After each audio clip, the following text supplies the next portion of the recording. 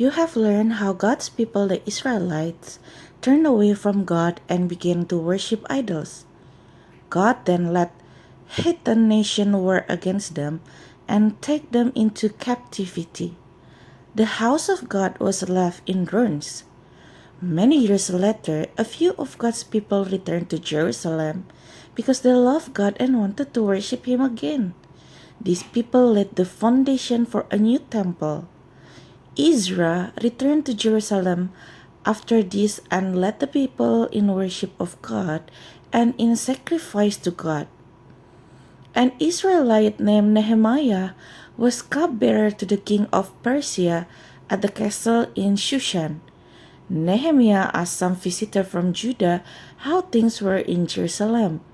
They told Nehemiah that the wall was broken down and the gates had been destroyed by fire. Nehemiah prayed about this. He confessed his sin and those of his people because they had left God.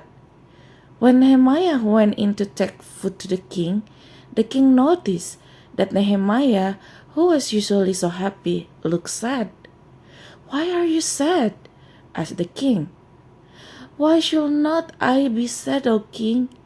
Jerusalem, the holy city of my father, is destroyed," answered Nehemiah. The king asked, "What do you want me to do?" Nehemiah sent up a quick prayer to God and then said to the king, "Send me to Jerusalem so that I may rebuild the holy city of my fathers." "How long will it take?" asked the king. "When will you pay back?" The king sent Nehemiah and the captains of army and the horsemen to Jerusalem. The king even sent a letter to the keeper of king's forest asking him to give Nehemiah the wood he needed to rebuild the walls. After traveling many days, Nehemiah reached Jerusalem. Nehemiah gathered the people together and told them, "Let's build up the wall of Jerusalem. God will help us." The people agreed. "Let's rise up and build." So they all worked together to get the walls built.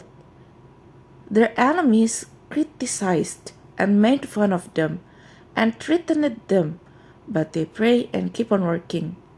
So we built the wall, and half of it was finished. Nehemiah said, for the people had a mind to work. Then their enemies decided to fight them.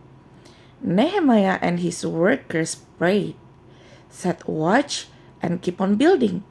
They keep on working. Finally, the wall was finished.